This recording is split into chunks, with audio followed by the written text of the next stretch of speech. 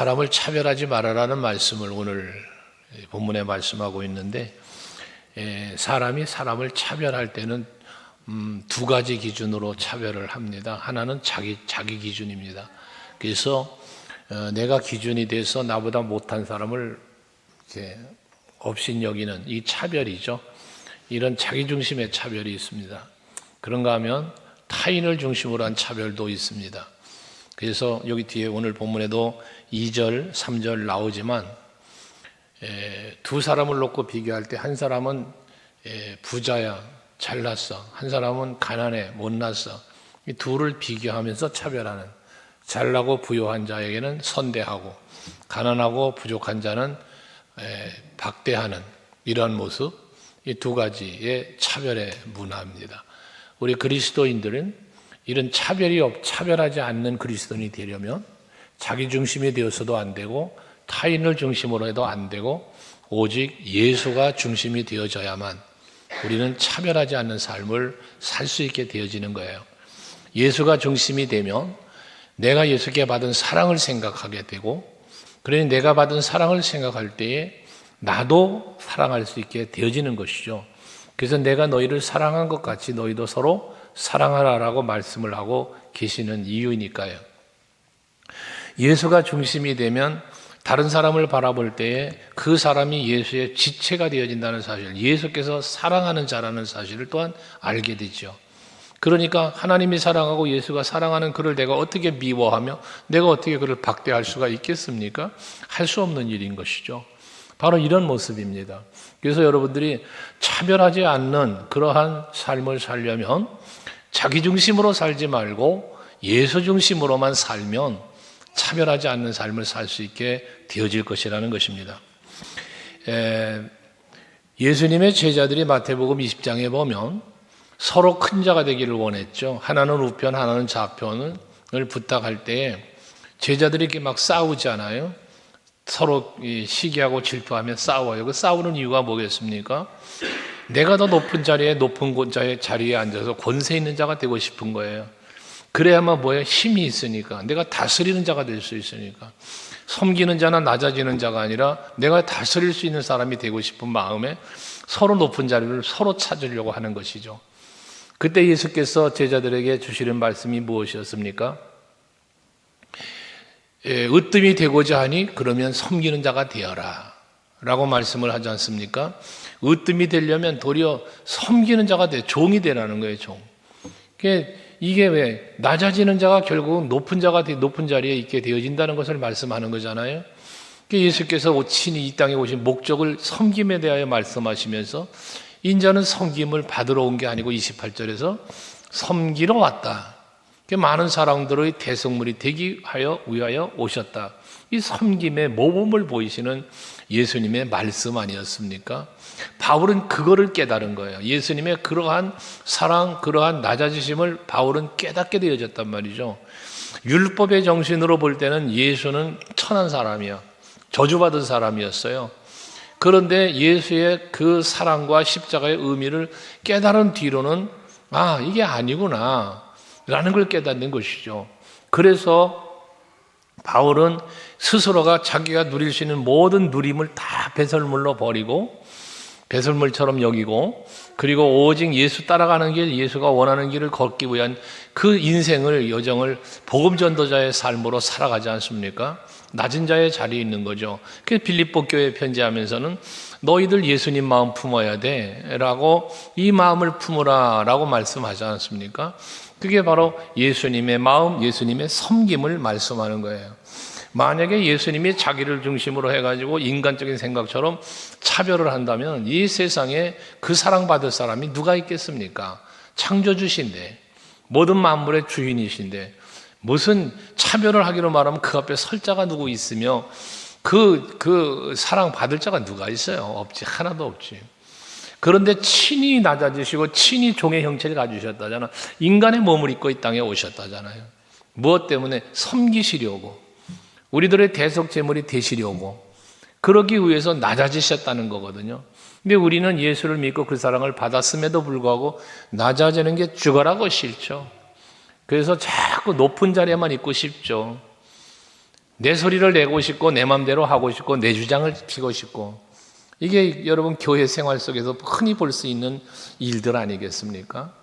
그러니까 여러분들이 좀 더 낮아지고 좀 더 섬김의 자리로 갈 수 있으려고 힘써야 하지 않으면 차별하지 않는 삶을 살 수가 없어요. 여러분들 교회 안에서도 보면 그러잖아요. 성도 간에도 보이지 않는 차별이 있어요. 성도의 관계 속에서도 보이지 않는 차별이 있다고요. 어떤 사람에게 대하는 것과 어떤 사람에게 대하는 게 달라요. 차별적으로 대하고 있다고요. 그게 우리 자신 속에 있단 말이죠. 이걸 없애야 된다는 거거든요. 이걸 없애려니까 어떻게 돼? 예수가 내 안에 오지 않고는 안 되는 일이야, 이게요. 예수님은 어떻게 하셨을까? 예수님의 마음을 품지 않고는 그게 안 된다니까요. 내가 좋아하는 사람에게는 선대하고 왠지 내 마음에 안 드는 사람에게는 그러지 않게 대하는 이런 차별, 이거는 누구에게나 있는 마음이 될 수 있거든요. 그 기준이 뭐가 돼야 된다? 예수가 해야 된다. 그래야만 그것이 안 된다. 그런 생각이 안 든다는 거예요. 그래서 예수께서는 마태복음 23장 12절에서도 말씀을 같은 맥락의 말씀을 하잖아요. 같이 한번 읽어볼래요? 시작.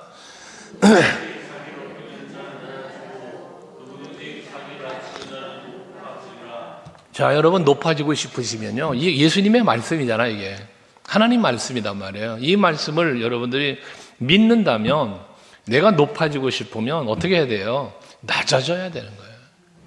나 스스로를 내가 높이면 낮은 자가 되어버리고, 내 스스로를 낮추면, 이 겸손이죠. 겸함과 겸손을 이야기하는 건데, 내가 나를 낮추어 겸손해지면 하나님이 높여주는 거예요. 나를 하나님이. 또 사람들도 마찬가지예요. 여러분 관계를 맺고 살잖아요. 내가 잘났다고 내가 큰 소리를 치면 내 큰 소리 치는 앞에 사람들이 굴복하는 것 같지만 뒤돌아서면 다 욕합니다. 다 손가락질합니다. 누구를 막론하고 그렇습니다. 근데 내가 높은 자리에 있을 수 있어요. 내가 잘났어요. 내가 뭐 힘이 있어요. 하지만 내가 낮은 자의 자리에서 예 하면서 낮아져 보십시오. 그럼 그들이 높여줍니다. 저분은 참 존경받을 만한 분이에요. 내가 낮아진 것 같지만 낮아진 게 아니라는 거예요. 내가 높아진 것 같지만 높아진 게 아니라는 거예요. 이 낮아짐과 높아짐에 대해서 여러분들이 올바른 판단과 생각을 가지고 살아야 된다는 것이죠.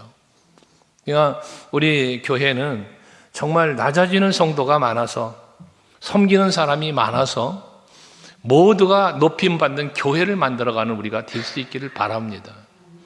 사도행전 교회는 바로 그런 교회였잖아요. 서로가 서로를 섬기고, 공의적 교회였어요. 그 사도행전 교회는, 지금 우리가 사도행전 교회를 꿈꾸지만 사도행전 교회는 공의적인 교회였어요. 개인주의적이 아니에요. 사적인 게 아니에요. 공의적이었어요. 모든 것이. 그렇게 하나가 되어진 것이거든요. 근데 우리는 사유화하려고 해요. 자기 개인, 내가 으뜸이 돼서 내가 주관하는, 내가 주장하는 대로. 이게 사유화예요, 여러분. 근데 우리는 항상 내가 죽고 내가 없고 예수가 사는, 이게 공의적 교회가 되는 거다, 그 말이에요. 여러분 기관도 마찬가지, 구역도 마찬가지, 어떤 모임이든 마찬가지. 항상 중심은 예수가 되면 그러한 기관은 편안해요. 뒷말이 없어요. 그런 구역 화평해요. 모든 게 그렇게 이루어지는 거예요. 우리 소강교회는 정말 높아지려는 사람보다 낮아지고 섬기는 성도가 많은 교회가 될 수 있기를 바랍니다. 그러면 우리 교회는 사도행전 교회를 이루어 가게 될 것입니다. 세상에는 약육강식이라는 말이 있습니다. 약육강식. 약한 자가 강한 자에게 잡아먹히는 게 세상이에요. 강한 자가 사는 거예요. 약한 자에게는 강하고 강한 자에게는 약한, 이런 비굴한 사람들이 모여 사는 게 세상입니다. 나보다 강한 사람 앞엔 비굴해져야 사람들이요. 근데 나보다 약한 사람 앞엔 아주 굉장히 강해져요. 이게 세상입니다. 그러나 우리 예수 믿는 사람들은 그러지 않아야 돼. 반대가 돼야 돼요.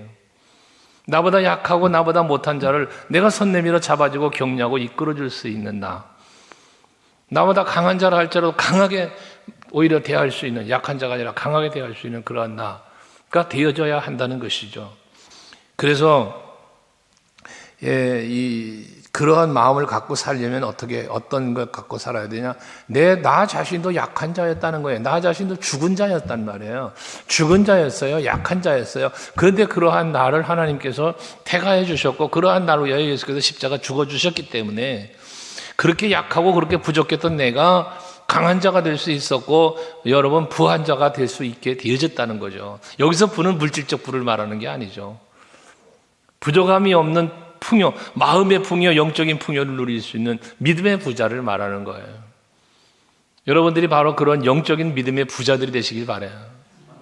세상적으로 남보다 내가 돈을 좀 더 갖고 있다고 부자라고 해서 그거 여러분 뽐내지 마세요. IMF를 겪었고 우리가 힘든 시절을 보내왔지 않았습니까? 하나님께서 하루아침에 콧김 불어버리시면 다 날아가는 거예요. 그러니까 세상적인 것 갖고 자랑하지 말라는 거예요. 여러분이 자랑할 것은 바울처럼 예수 십자가가 될 수 있기를 바랍니다. 바울은 그러잖아요. 내가 십자가 외에는 결코 자랑할 것이 없다, 나에게는. 십자가만 자기의 자랑거리라는 거예요. 오직 예수만 자랑거리라는 거예요. 여러분에게도 그럴 수 있길 바랍니다. 왜? 내가 누리는 모든 것이 하나님의 은혜로 내가 누리고 있기 때문에 나의 자랑은 예수여야 된다는 거죠. 근데 우리는 우리의 자랑거리가 예수가 아니라 세상적인 게 너무나 많은 자랑거리가 되어지는 거예요. 그러니까 그 세상의 자랑거리를 삼아보려고 이것저것 치렁치렁 매달고 다니고 그러는 거죠. 뽐내는 거죠. 세상적인 거 자랑 삼아 자꾸 자랑을 하는 거죠. 아파트가 몇 평이 당첨됐고 몇 평에 살고 있고 자동차는 어떤 걸 타고 이 가방은 명품이고 이거는 뭐고 이 옷은 얼마짜리고 여러분 이걸 자랑하죠. 머리는 어디 가서 뭐 몇십만 원짜리 했고 등등 이런 걸 자랑하는 세상. 이 세상 사람들은 그럴 수 있지만 우리 예수 믿는 사람들은 그러지 말아야 된다는 거예요. 어느 교회에서 있었던 실화잖아요. 여러분들이 말씀드렸나 유튜브 통해서 보신 분도 계시겠지만 청년부를 지도하는 어느 교역자가 청년부 예배를 드려야 할 때에 밖에서 비가 내리는데 비를 다 맞아가며 거지 옷을 입고 남루한 옷을 입고 성전 앞에 앉아 있었다는 거 아닙니까? 근데 그 예배를 드리러 오는 청년들과 성도들이 그 남루하게 앉아있는 거지를 거들떠도 보지 아니하고 비가 내리는데도 우산 하나 씌워주지 아니하고 그리고 다 성전으로 들어가더라잖아요. 예배 시간이 되었는데 목사님이 안 오시는 거예요. 그 예배 시간 다 됐는데 그 남루한 옷을 입은 거지가 예배당 안으로 들어옵니다. 사람들이 놀랍니다. 보니 그분이 목사님이셨어요. 그가 강단에 서서 하시는 말씀이에요. 예수님이 내 모습을 갖고 이런 모습을 갖고 우리 성전에 찾아왔다면 여러분들이 예수님도 박대했을 것이다 라는 이야기. 긴 설교보다도 그 행동 하나로 많은 이들에게 눈물을 흘리게 하는 그러한 이야기를 본 적이 있어요. 여러분 그렇죠. 누굽니까? 원종수? 그분이 감리교 권사님이셨는데 아마 목회자가 됐다는 이야기도 있고 어쨌든 그러는데 그분의 간증도 있잖아요. 성전 안에 들어가는데 남다한 거지 차림을 하니까 못 들어가게 막았다는 것. 그런데 성전 밖에서 울고 있으니 예수님이 찾아오셨다는 거 아닙니까? 왜 울고 있느냐? 그때 여러분 예수님 하시는 말씀이 나 안에 못 들어가서 울고 있다 그랬더니 얘야 울지 말아라. 나도 못 들어갔단다. 나도 못 들어갔단다. 여러분 이게 우리가 어떤 한편에는 웃을 수 있는 이야기죠. 웃을 수 있는 이야기. 그러나 한번 우리는 헤아려 봐야 됩니다. 여러분 예수님이 예수님처럼 화려하게 무슨 얼굴에 광채가 나고 세마포옷을 입고 면류관 쓰시고 오시면 누가 그거 안 맞이하겠어요? 마국간에 오시니까 안 모신 거예요. 목수의 아들로 오니까 안 모신 거예요. 메시아로 받아들이니까 아니거든요. 여러분들은 어떻습니까? 예수님 시대에 마국간에 왔기 때문에 그렇지만 지금 여러분의 시대에 성령이 오셨어요. 예수도 여러분과 함께 하시기 원하십니다. 세상 끝날까지 함께 한다고 했으니까.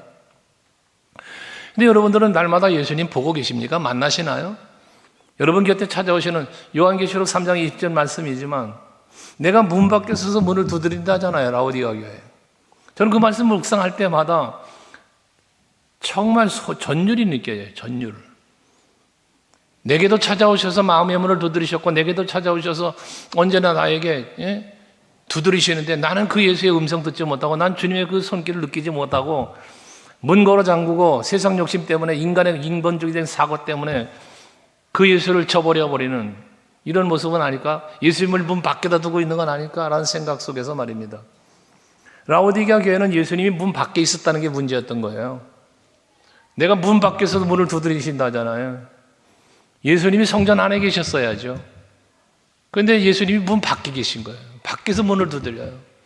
여러분 어떻습니까? 여러분 마음속에 예수님이 여러분 마음을 지배하고 있습니까? 아니면 예수님이 밖에서 아직도 여러분의 마음을 두드리면서 얘야 문 좀 열어줘 하고 있지 않나요?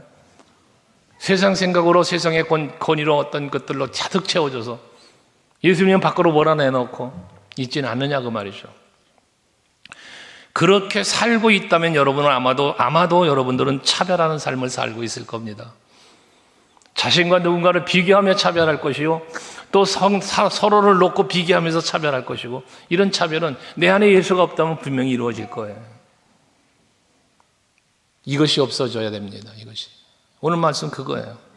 그러시면서 4절에 뭐라 합니까? 너희끼리 서로 차별하며 악한 생각으로 판단하는 자가 되는 것이 아니냐라고 말해요. 차별은 뭐라? 악한 생각이라는 거예요. 차별하는 마음 그 자체가 악한 생각이라는 거예요. 뒤에는 뭐라 그래? 차별하는 것은 죄를 범하는 것이다 그랬어요. 죄를 범하는. 그러니까 여러분들 마음속에 차별하는 생각이 들어오면, 여러분 누군가를 보고 차별하는 마음이 찾아오면 높이는 거였든 낮추는 거였든 말입니다. 내가 내 안에 악한 생각이 찾아왔구나. 마귀가 내 안에 악한 생각을 집어넣어 줬구나.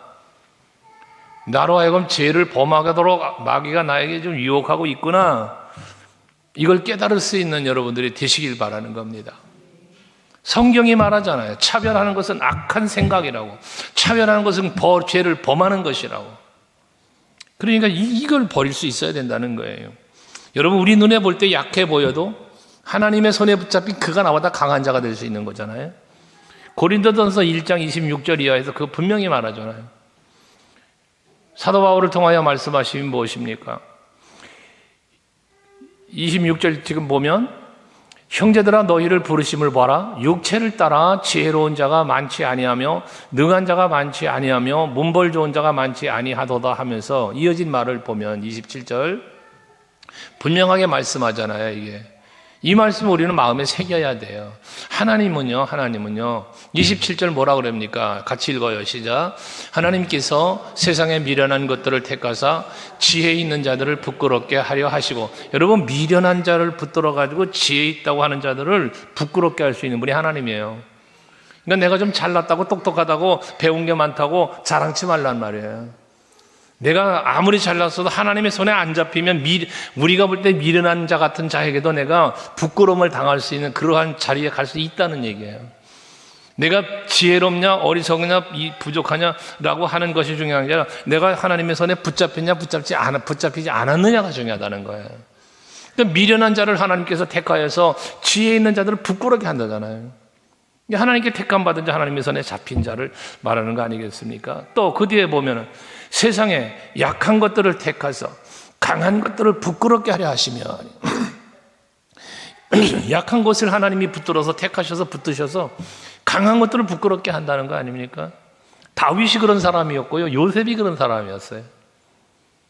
다윗은 이새의 아들로서 그 여러 아들이 있는 중에 그 아들들 중에 이새가 사무엘 앞에 내놓지도 않았던 아들이란 말이에요. 형제들이 있었지만 그 마지막 막내가 들에 가서 양이나 쳐야 하는 이런 아들이었다고요. 나머지 아들들은 아버지 옆에 가까이 있었다는 얘기 아니겠어요? 금방금방 데려온 걸 보면. 그런데 또 없냐고 하니까 그제서 참 하나 더 있어 한 게 다윗이었잖아요. 이런 약한 자, 그렇게 보잘것없었던 그를 하나님은 오히려 그가 마음에 맞는 자라고 하시며 기름 부어 왕 세우신 거 아닙니까? 요셉은 여러분 형제들에게 미움받고요, 그랬던 아들 아닙니까? 애고로 노예로 팔려가 버리고 많은. 하지만 하나님 그러한 요셉을 노예로 팔려가 버린 그를 붙잡아서 쓰시니까 강한 자 바로 왕도 그 앞에 굴복시키잖아요. 바로 왕도. 그를 미워했던 그 형제들도, 나름대로 힘이 있어 보였던 그들도 다 그 앞에 절하게 만드시잖아요. 이게 하나님이 하시는 일이라는 거예요. 포로로 잡혀간 다니엘과 친구들도 포로예요. 약한 자예요. 그러나 하나님이 그들을 붙잡으시니까 어떻게 됩니까? 나는 거기서 권세 있다고 했던 그 사람들을 오히려 그 앞에 굴복하게 만드는, 이게 하나님이 하시는 일이라는 거죠.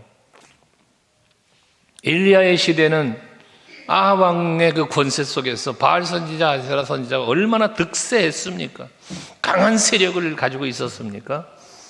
하지만 약해 보였던, 힘도 없어 보였던 엘리야를 하나님이 붙잡아 쓰시니까 갈멜산의 승리라고 하는 엄청난 사건을 이루시지 않습니까? 아람 왕에게 포위당해서 죽을 수밖에 없는 위기에 놓여 있던 히스기야 왕, 하나님이 그를 붙잡아 쓰시니까 여러분 전쟁 싸워보지도 않고 이기게 해주시는 놀라운 역사를 이루시잖아요. 성경에 얼마나 수많은 기록들이 있습니까?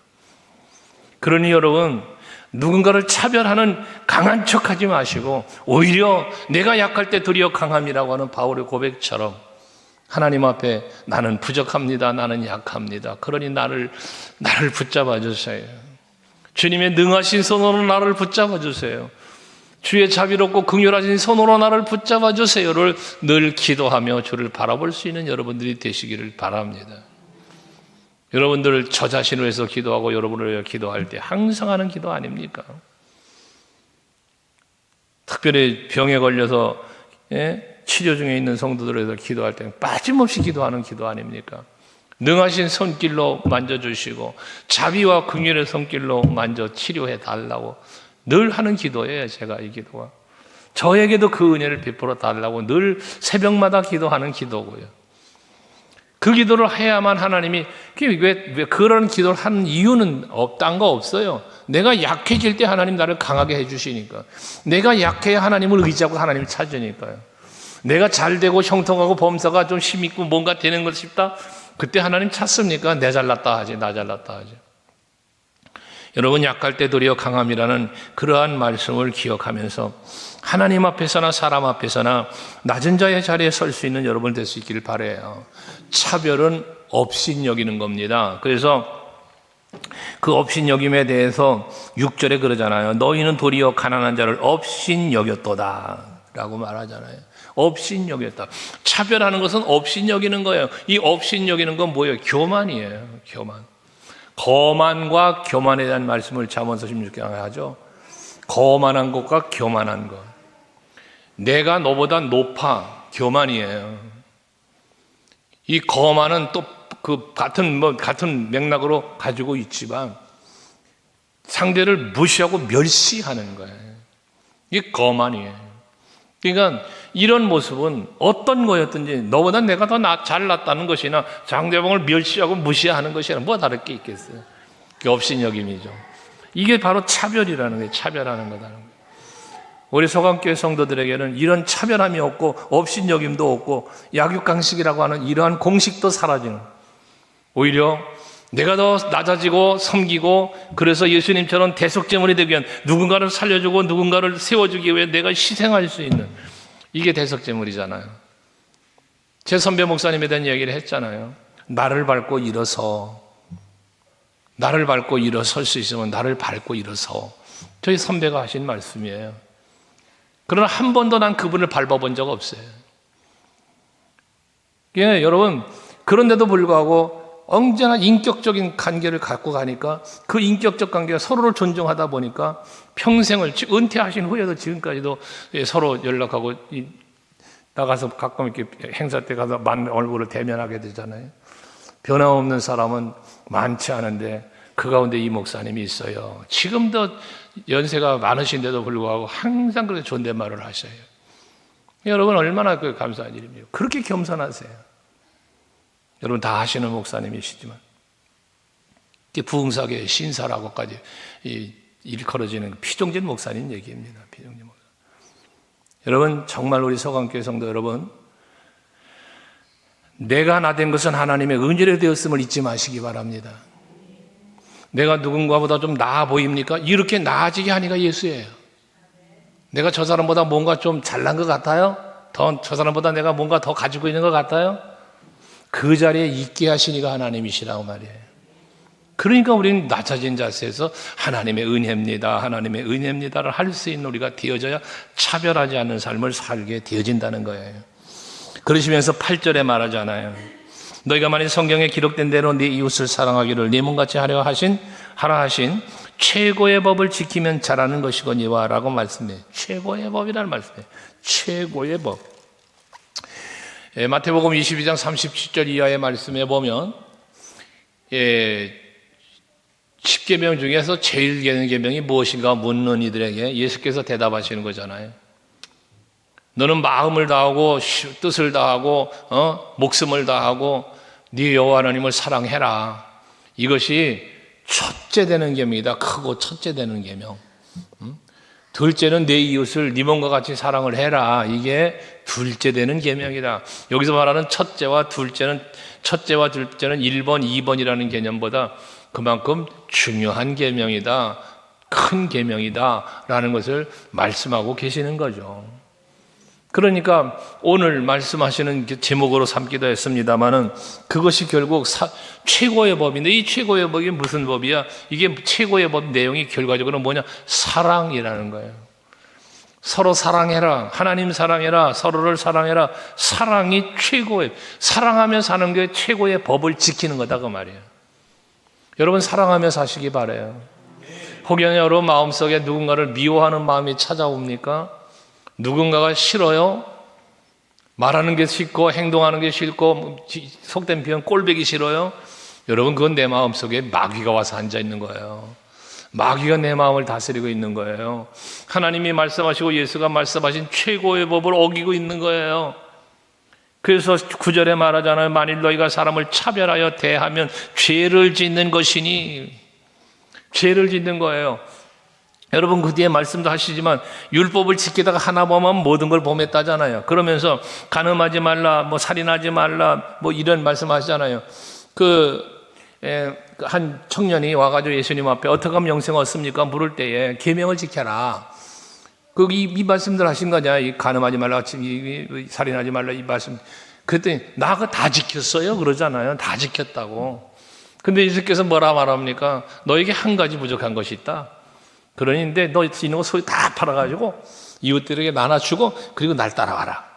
영생을 묻는 이 청년에게 이런 말씀, 첫 번은 율법 지켜라, 계명 지켜라, 다 지켰어요.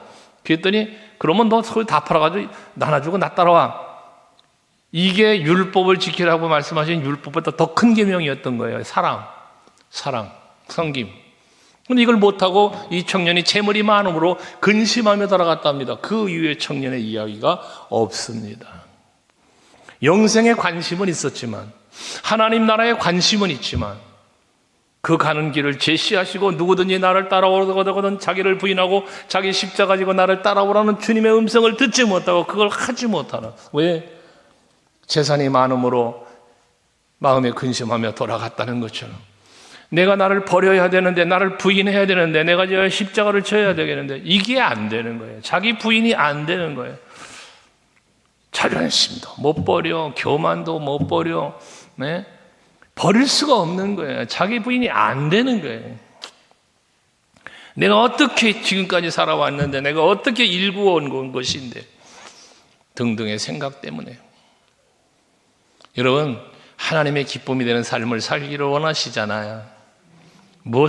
하나님이 가장 기뻐하는 게 뭘까? 하나님이 가장 기뻐하는 거. 성경이 우리에게 답을 준 거는요, 믿음이 없이는 하나님을 기쁘시게 못한다고 하나님을 믿고 하나님을 신뢰하는 거거든요. 근데 그 믿음의 내면 속에 뭐가 들어있느냐? 그게 사랑이에요. 너에게 믿음, 소망, 사랑 이 세 가지는 항상 있을 것인데 그 중에 제일이 사랑이라는 거예요. 그러니까 어떻게 보면 믿음의 열매가 소망으로 이루어지죠. 소망으로. 그런데 믿음의 열매가 소망으로 이루어지는데 그런 모든 것들의 완성은 결과적으로 사랑으로 이루어지게 되어 있어요. 믿음을 주시니도 하나님이요, 믿음대로 되어지게 하시니도 하나님이시고, 나에게 소망을 주시니까 하나님이시고, 소망을 가진 대로 되어지도록 이끌어 가시는 분이 하나님이시고요. 그러니 그러한 하나님을 내가 사랑하지 않을 수가 없는 거예요. 그게 사랑이 최고라는 거거든요. 사랑이. 이게 최고의 법이라는 거예요. 최고의 법. 우리 소강교회는 이 하나님께서 정해주신 이 최고의 법을 잘 지키는 우리 모두가 될 수 있기를 바랍니다. 그 사랑의 향기가 그래서 퍼져가는 거 아닙니까, 여러분? 할렐루야죠? 토스트 전도도 어제도 우리 목사님들 같이 만나서 대화 중에 우리도 가서 배워온 토스트 전도인데 사실은 그러잖아요. 우리 권사님들 가서 배워오신 거잖아. 돈까지 헌금까지 해가면서 배워오신 거잖아. 근데 지금은 여러분, 저도 집회 다니면서 하고 또 다른 목사님들, 우리 교회 와서 토스트 전도를 가르쳐줬던 목사님도 다른 교회 집회하면서 우리 교회를 소개하고 돌아다녀 지금. 그런데 우리 스스로도 알지만 토스트를 받아 먹고 우리 교회 전도에서 오신 분보다 토스도 전도하는 모습을 지켜보았던 분 중에 그 마음에 감동이 되어 오신 분이 더 많아. 받아 먹은 사람보다 지나다니며 보고 우리 교회로 왔다는 분이 더 많다고요. 그러니까 그 무엇입니까? 그게 사랑이라는 게, 그게 사랑. 우리 교회는 사랑이 풍성한 교회가 되어야 합니다. 그 사랑을 실천하는 교회가 되어야 합니다. 그 실천에 앞장서는 분이 바로 오늘 예배하는 여러분들이시기를 바랍니다. 그러면서 12절에는 또 뭘 말하냐면 최고의 법을 앞에서 8절에서 말했는데 2절에 보면 너희는 자유의 율법이라는 자유의 율법을 말합니다. 자유의 율법. 앞에 1장 25절에 가서 보시면요, 거기도 자유롭게 하는 온전한 율법이라는 말을 했어요. 자유롭게 하는 온전한 율법 25절에는, 그리고 오늘 말씀에는 자유의 율법이라는 표현이 같은 맥락이에요. 이 자유는 무슨 자유를 말하는 것일까? 자유롭게 하는 온전한 율법, 자유의 율법. 이건 뭘 말할까? 내 마음에, 우리 마음속에 평안이 이루어지는 걸 말하는 거예요. 평안이. 여러분, 그런 세상 노래죠. 세상 노래에 보면 사랑을 하면은 이뻐져요. 뭐 그런 노래 있잖아요. 세상 노래 중에. 사랑을 하면 이뻐진대요. 그 왜 사랑을 하면 이뻐지겠어요? 마음이 평안하니까요. 마음이 평안해지니까. 얼굴이 밝아지고 환해지는 거죠. 그래서 이뻐지는 거예요. 여러분, 쪼목쪼목 인형같이 생긴 사람을 이쁘다고도 하죠. 그러나 진정 이쁜 사람은 어떤 사람이냐? 얼굴이 밝은 사람이에요. 얼굴이 밝은 사람. 아무리 이뻐도요, 얼굴이 그냥 어두컴컴하고 인상이나 푹푹 쏘고 앉아있으면요, 아마 보톡스 맞아도요, 그 얼굴 안 이뻐요. 네. 근데 보톡스 안 맞아서 주름도 있고 그래도요, 그 얼굴에 평안이 보이는 사람은 그게 이뻐요. 그게 멋있어요, 여러분. 어제 목사님들도 나보고 보톡스 좀 맞으라고 하던데, 나는 주님 앞에서 내가 자연산으로 살다 갈랍니다. 내가 그러고 말았지만은, 그래요. 여러분, 그 어떤 생물학적이나 어떤 인본주의적인 것으로 아름답게 꾸밀 수 있겠죠. 뭐 우리나라 성형이 얼마나 발달됐는지 외국에서 와서 우리나라 와서 하고 간대잖아요. 중국에 그런 일이 있었대요. 중국에서 우리나라 들어와서 성형 수술을 했대요. 그러고 들어가는데 입국 거부당했대요. 여권 얼굴하고 얼굴이 달라져가지고. 실화래요. 중국에서 그런 일이 있었답니다. 얼굴이 다른 사람이 돼가지고 와가지고 입국을 거부당했다는 그런 이야기를 한번 본 일이 있어요. 참 기가 막힌 일이죠.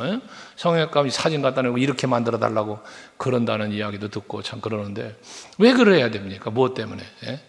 어느 분이 주례를 갔는데, 주례하고 나서 친구들이라고 왔는데 보니까 얼굴이 다 똑같더라잖아요. 다 만들어가지고. 세상이 그러면 되겠습니까? 다 다섯 손가락이 짧은 것도 있고 긴 것도 있고 굵은 것도 있고 가는 것도 있고, 이래야 이 조화가 이루어지는 세상이지. 어떻게 다 엄지손가락만 살아가고. 성경이 말하잖아요. 고린도전서 12장에서. 어떻게 다 한 가지만 되면 안 되잖아요. 그러니까 2등이 있어야 1등도 있는 겁니다. 그러니까 2등 하는 걸 나쁘다고 그러지 말고, 내가 있으니까 네가 1등 하는 거다 그러고, 하여튼 사랑으로 감싸면 안 될 게 없어요. 여러분, 사랑으로. 여러분, 마음이 평안해요. 마음이. 자유의 율법. 자유롭게 하는 온전한 율법. 여러분, 마음이잖아. 그래서 이제 앞에 26절이죠. 26절에 보면 그 자유하게 하는 법은 실천하는 자라고 그러잖아. 그 행하는 일을 복을 받으리라고 하면서 26절에 보면 누구든지 스스로 경건하다 생각하며 자기 혀를 재갈물리지 아니하고 자기 마음을 속이면 이 사람의 경건은 헛것이다 그랬잖아요. 이 마음을 속이면 이란 말을 해요. 여러분, 마음을 속이면 마음이 자유로워요? 자유롭지 못하겠어요? 내 안에 거짓이 있으면 절대 거짓 있는 마음이 평안하지 않아요. 내 안에 거짓이 있으면 마음은 늘 불안한 거예요. 왜? 이 거짓이 드러날까 봐. 근데 내 마음을 속이지 않고 내 마음이 평안하면, 여러분, 평안한 거예요. 그냥 행복한 거예요. 두들겨 맞은 사람은 다리 뻗고 자고 두들겨 팬 사람은 웅크리고 잔다는 옛 어른들의 이야기도 있잖아요. 이런 거예요. 여러분, 자유로운 율법. 그래서 나에게 자유를 주는 온전한 율법인데 이 13절에 그래서 그걸 보면 그런 거잖아요. 긍휼을 행하지 아니하는 자에게는 긍휼 없는 심판이 있으리니라는 말하잖아요. 그럼 뒤집어 말하면 긍휼을 행하는 자는 긍휼 없는 심판이 아니라 긍휼의 심판을 받는다. 이거 아니겠어요? 그러니까 요한복음 5장 29절을 예수께서 말씀하신 것처럼 선을 행한 자에게는 생명의 부활로 악을 행한 자는 심판의 부활로 나오리라. 선과 악에 대한 말씀을 하신 것처럼 여기 긍휼을 말씀하는데 긍휼을 행한 자는 긍휼함을 여김 받을 것이요. 마태복음 5장에서 팔복을 예수님 말씀하잖아요. 긍휼히 여긴 자는 복을 받을 것이다. 그가 긍휼히 여김을 받을 것이다. 여러분 긍휼히 여기는 삶을 살자는 거야. 이게 사랑을 실천하는 거요. 이게 최고의 법이고 자유의 율법이라는 거예요. 그래서 긍휼은 심판을 이기고 자랑하느니라 그러잖아요. 자랑하느니라. 이 사랑이란 말이에요. 이 사랑. 그래서 우리 부흥회 때도 말씀을 찾아 읽어봤던 말씀이지만 사무엘상 2장 3절에 하나님께서 뭐 합니까? 우리의 행위를 달아보신다 하잖아. 행위를. 하나님은 사람의 행위를 저울질하신다는 거예요. 그러니까 여러분들이 어떻게 행동하느냐, 말하고 행동하는 것을 달아보는 거예요. 말도 중요한 거예요. 행위도 중요하지만 이게 하나님이 달아보시는 거다니까. 내가 긍휼을 행하면 그 행위를 달아보시 하나님이 네가 긍휼히 여겼구나. 내가 너를 긍휼히 여겨주마. 이게 되는 거 아니에요. 긍휼히 여기지 않아, 사랑하지 않아, 최고의 법을 지키지 않아, 죄를 보면 악한 생각하고 살아. 하나님 그에 합당하게 갚는 거예요. 그래서 행한 대로 갚으리라는 거 아니겠습니까? 행한 대로 갚으리라. 말도 마찬가지. 지난 금요 예배 때인가 말씀을 드렸을 텐데 그렇잖아요, 여러분. 여러분의 미래는, 여러분의 앞으로의 미래는 여러분의 말에 달려 있다고. 말에. 왜? 하나님 분명 말씀했으니까 네 말한 대로 되게 한다 그랬으니까 네 말한 대로 되게 한다 그랬으니까. 여러분들의 입술에 담기는 말이 여러분의 미래예요. 여러분의 미래. 나는 잘 될 거야. 나는 잘 될 거야. 자식들에게 너희들 잘 될 거다. 잘 될 거다. 말대로 되는 거니까. 그 나의 미래요. 내 자식들의 미래예요. 그런데 여러분 잘 될 거라는 생각은 한 번도 못하고 말도 못하고 고백도 못하고 자랑도 못하고 그저 불평이 나고 살아보시고 그게 내 말이야. 내 말. 그게 내 미래예요. 그게 내 미래. 예? 가나안 정탐꾼의 이야기에서 여실하게 우리에게 보여준 거 아닙니까? 내가 너희 말대로 하여 내가 너희가 말한 대로 한다는 거 아닙니까, 여러분? 그러니까 말은 정말 조심해야 되는 거예요. 어느 목사님 간증 제가 말씀드렸잖아요. 예? 나는 씩씩하고 건강하게 잘 살다가 50까지 건강하게 살다가 죽을 거라고 맨날 그 얘기했던 사람이 50대니까 간암 걸려 죽더래잖아요. 건강하게 살았다 하잖아요. 아주 직장생활 잘하고. 근데 나이 50이 딱 되니까 간암 걸려 죽더라잖아요. 말한 대로 되는 거예요. 말한 대로. 여러분 자기 자신에 대해 자기의 미래에 대해서 어떤 말을 하고 사십니까? 여러분 미래에 대한 어떤 말을 하고 사세요? 잘 될 것을 말하고 사십니까? 여러분 자식들에 대해서 여러분 자식들의 미래에 대해서 잘 될 것을 말합니까? 못 될 것을 말합니까? 이런 육실할 놈, 이런 빌어먹을 놈. 옛날 어른들이 그랬던 요기의 자식들한테. 그런데 한 가지 우리나라 잘 된 게 있다고 목사님, 어르신 목사님 옛날 얘기다. 진짜 옛날 얘기. 예? 행주치마 빼고 코 풀으라고 흥해라. 예? 코 풀으라고 흥해라 그랬는데 그 말 단어가 흥하라 그래가지고 우리 애들이 흥했대요. 잘 됐대요. 그 얘기를 듣고 내가 웃었지만 여러분도 웃지만 뭐 말인지 모르는 사람도 지금 있는데 어쨌든 말한 대로 되는 거예요. 여러분 말한 대로. 그러니까 여러분 스스로에게 그러잖아요. 거울 쳐다보면서 거울 속에 있는 나를 보면서 이 세상에서 가장 행복한 사람이 너다. 나 자신에게도 내 자신에게도 축복해 주라고. 자기 자신에게도 너는 어쩌다 이 모양으로 태어나가지고 너는 어쩌다 너 같은 신랑 만나가지고 너 같은 마누라 만나가지고 너 같은 자식 새끼 만나가지고 너 같은 부모 만나가지고 그러니까 맨날 그냥 그러고 사는 거예요. 말 바꾸세요. 말. 여러분 말을 바꾸세요. 자꾸. 무슨 말로 바꿀까요? 잘 되는 말로 바꾸세요. 복된 말로 바꾸세요. 칭찬의 말, 감사의 말, 흥하는 말을 하시라고요. 서로 인사할 때 사랑합니다. 잘 될 겁니다. 하시라는 거예요. 그러면 잘 되는 거예요. 아멘. 그래서 하나님이 우리에게 주신 최고의 법, 자유의 법, 이건 사랑이라는 것, 긍휼이 여기라는 것. 오늘 마지막 13절에 긍휼을 말씀하셨으니까 이렇게 살면 하나님의 긍휼을 받을 것이요 그 긍휼함을 누리며 살게 되니 얼마나 복되겠냐 그거지요. 할렐루야.